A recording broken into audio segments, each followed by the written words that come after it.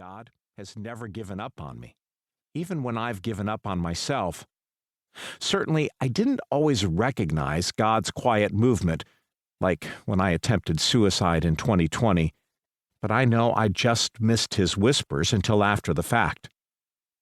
The church needs to hear this message. God doesn't disqualify anyone because of a mental health diagnosis. He does not become disappointed or befuddled or angry with us because we're battling depression or anxiety. God doesn't shake his head and throw up his hands, even if we're admitted to an inpatient facility.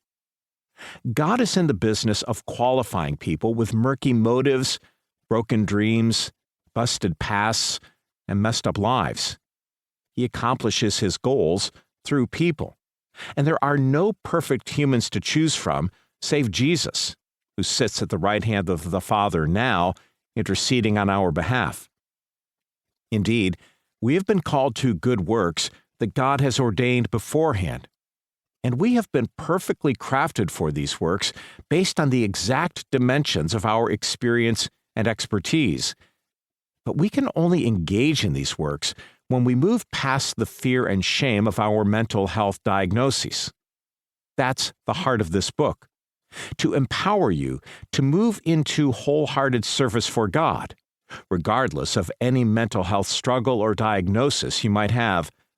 And I truly believe that this can happen, both because of the witness of Scripture and because this is precisely what God has done in my own life.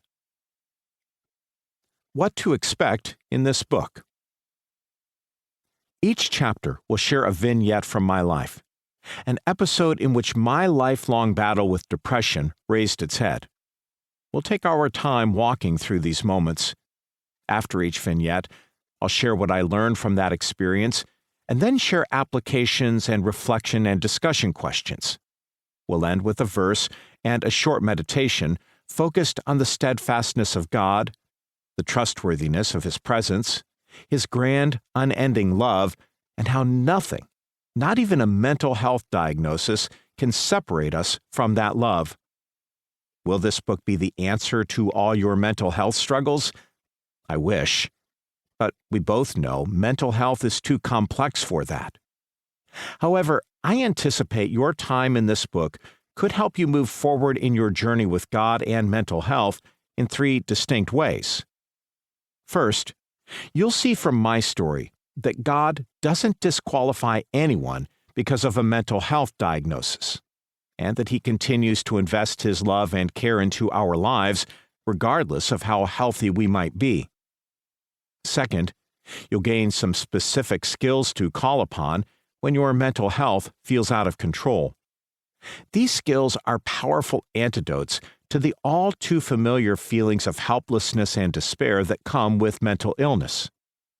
Third, as you wrestle with the truth of God's love for you and practice using good tools, you'll develop a stronger sense of mental stability, growth, and equilibrium in your life.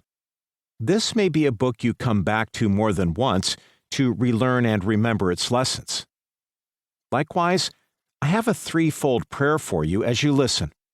First, I hope you'll be encouraged in your walk with Christ, with a deeper assurance that no diagnosis can keep you from intimacy with God. Next, I want you to find strength in the practices outlined in this book, so that you feel less alone in your journey. Finally, I pray you'll find greater hope as you look toward a future in which your mental health does not define your life. 3 quick notes. I need to mention a few things before we jump into the vignettes. Number 1, my memory isn't always perfect, so there's a chance that I'm misremembering something. I've done everything I can to run these moments by other people who were there to make sure I'm not exaggerating or straight up imagining things that happened, but it's possible something slipped through. Nobody can remember everything correctly, even if those recollections end up in a book like mine have here. It's not an intentional oversight. Second, the book promises lessons I learned in the psych ward, and we will get there. However, this book walks through my life in a broadly chronological way.